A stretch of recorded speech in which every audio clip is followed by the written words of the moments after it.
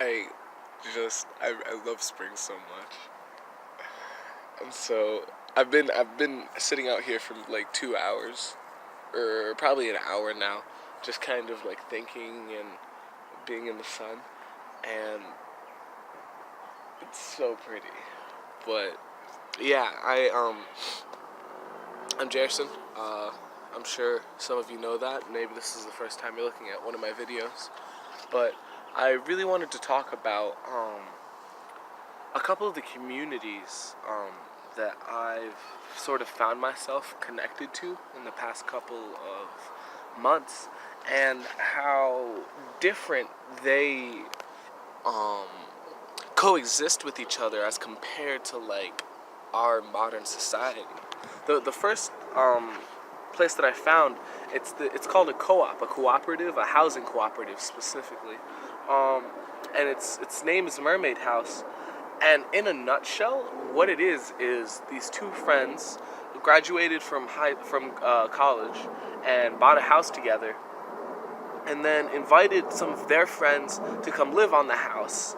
And it's a 3 apartment building, so it's 3 stories tall, but they treat it as one house. And so all of the um, rooms are open, all of the apartments are open, and they cook together every night, and they eat together, and they buy food together. There's a big bulk purchase that they make every week, um, to make sure that everybody's fed and has what all the food that everyone's looking for. Um, and they do like a lot of the construction on the house together. They approve projects to be built, like drywall and all sorts of different stuff to make the place better for everybody there. Um, and it's been this one's been around for about a year. I think actually, yeah, about a year now. Um, and they've been doing so much. There's probably 11 people that live there right now, and I eat with them a lot. I was a food co-opper for a bit, which basically means that I would pay $40 a month, and I'd do 2 chores a week, and then I'd come and eat with everybody Sunday through Thursday. Um, and I got connected to them because I had just come back from Rhode Island. I just come back from Colorado to Rhode Island, and I know I have friends out here, but I wanted a deeper sense of community. I wanted people that I could see every day and like feel like I could count on. And so I got connected to this place, and then afterwards I got connected to this place called Waterman, which is sort of like it's another co-op, but this one's 70 years old. It's connected to Brown University, and it's been around for an incredible amount of time. And so being a part of these two communities, for one, has kind of showed me something that I feel like I never really understood when I was just in high school, just going through the kind of motions of modern society, which is that in our daily lives, we have a lot of feelings of self-esteem, of low self-esteem, of worrying about seeming desperate, about feeling as though the people around us are judging us and not really connecting with us as human beings. Um, and most of those feelings are, for one, they feel horrible, but two, they're pretty much all made up by our own minds. And I feel like our society, the way that it's currently set up, with everybody trying to separate from each other and get into these little pockets where they end up, owning their own land in their own little nuclear family, separated from all the other cute little families,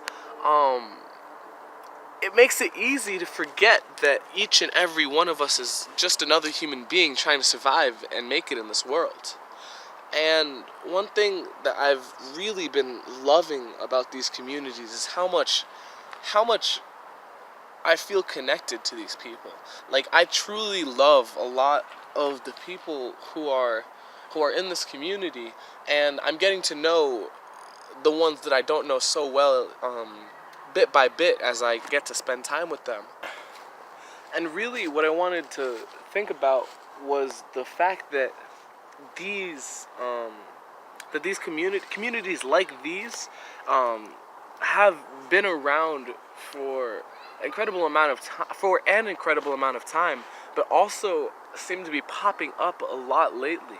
I keep finding myself, and it might be a result of the connections that I'm making, but I keep finding myself connected to more and more of these types of communities, and in a way you could call them countercultural, but I think it's more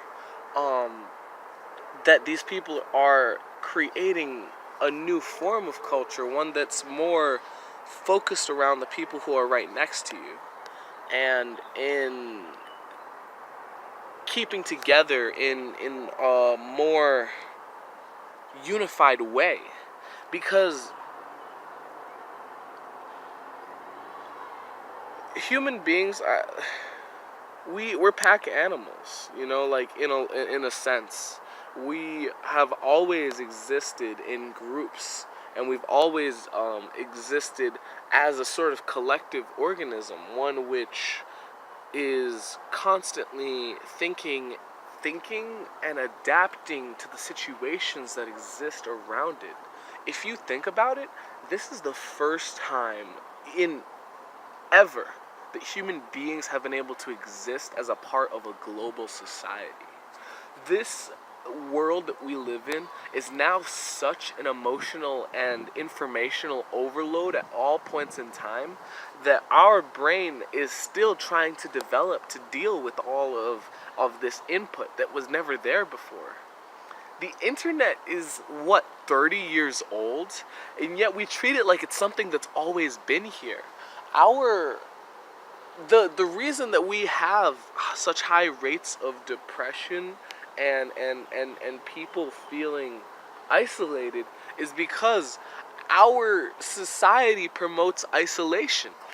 Before the internet, before technology, our only method of learning was, if you go back as far as the oral tradition, was through interacting with the world and seeing how it changes when we interact with it, and also through speaking to each other and learning from the experiences that the others around us have, right? And one thing that I've really been feeling ever since I got connected to these communities and started spending so much time with larger groups of people is that it makes you smarter.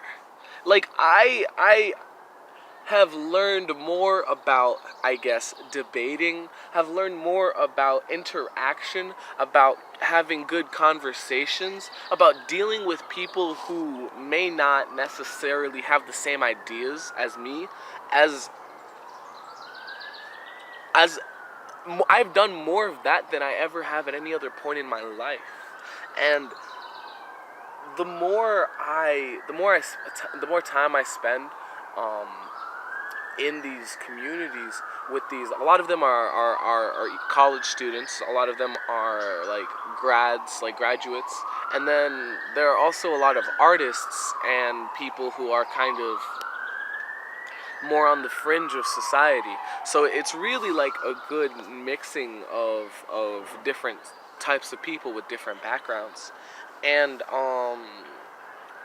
what I found is they've taught me so much, and I've done my little bit in return. But I feel now as though in this last year, I've done more learning just by being around these people and spending, I wouldn't call it constant contact because it hasn't been totally constant, but I see like a lot of people from these two communities every single day, and I feel like those interactions have made me a better person, and also have taught me so much about life. And a lot of people out there call themselves introverts, call themselves more and tend to be more closed off to the idea of meeting new people and socializing. But I don't. It's not a surprise that these individuals also have been proven to have higher levels of depression, higher rates of suicide, more feelings of low self-esteem um, and inner turmoil. And those things are true because of the fact that these people are spending so much time alone. We aren't meant to be alone. We are. Oh God, the fire department's here. Like I was saying, we aren't meant to be alone. We aren't meant to feel these feelings of isolation and depression. We're supposed to have community. We're supposed to have people who care for us. We're supposed to care for people. We're supposed to have family, brotherhood, sisterhood, all of it together. And these things, those are the things that make life worth living. They're the things that make us human. And instead, right now, our society is so primed towards the rational state of being, so focused on things like productivity and performance, that we're neglecting these aspects of our self and our soul. And in return, we're getting higher rates of suicide. We're getting higher rates of obesity, of people neglecting themselves and turning towards fast methods of reward, of dopamine release, like food and chronic masturbation and all sorts of high reward activities that work well in the short term but neglect the long term. These things happen because these people don't have the support systems that should be around them, that were always around us when we existed back in our more tribal states. And now, because of the fact that we've gotten rid of the survival of the fittest mechanism that used to exist back in these prior states, you would think we'd be happier. But instead, it seems that we're becoming, I don't know if the word's jaded or bored, but we're starting to take life for granted because we have so much of it and it's so easy. And, well, my point is, we're meant to be with each other. We're meant to feel not alone. And if you feel alone, or you feel depressed, or you feel like you don't have the strength to put yourself in new places and to find those communities and to find whatever, I want you to know that, like, I'm here for you, and I'm trying to create a place, to create a hub from which you can feel that security and feel that community, and can maybe walk away feeling a little bit better, a little bit happier about your day. And I want you to know, if anyone's interested, I'm making a Facebook group that I'm calling our Game of Life. And it's supposed to be a place where anybody else who's kind of feeling the same vibrations as me, feeling these thoughts of wanting togetherness, of wanting exploration, and a place where they can honestly say to the world what their dreams are, what they believe they can accomplish, and have other people support them rather than tell them that they shouldn't be trying to do these things, and that in fact they should just settle down and find a wife and get a realistic job, because honestly, all of that is bullshit. You only get one life. You only get one fucking option. And if you're gonna do it, why are you gonna settle? You're gonna settle and then you're gonna die. Who wants that? Like I don't know. It's always sounded ridiculous to me, but maybe that's just me. Personally, I'm never gonna settle. Personally, I'm gonna keep all of my dreams so unbelievably positive that one way or another, I'm gonna find myself in some kind of ridiculous lifestyle.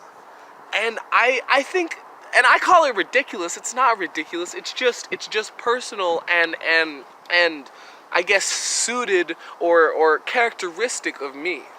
And I think that's what we should all be doing. But everyone around us tells us that that's not what we should be doing. And one thing that I've been really loving about these communities is that while there's still a lot of naysayers that exist within them, there are a lot of people who have really been a comfort to me and helped me to keep on pushing where I otherwise might have stopped. And I guess that's all I really had to say about these like modern tribal communities and what I've been experiencing. So I hope you walked away from this with maybe a new understanding of some of the types of communities that exist out there. And if you're interested, like I said, it's the name of the Facebook group is Our Game of Life. And if you search it on Facebook, you can find it and ask to be invited, and I'll put you in the group. So far, it's just a couple of my friends who I thought were driven or motivated in their own ways, and that might like having other people around that are in similar places, but we'll welcome you and we'll cheer you on, I promise. So have a good day.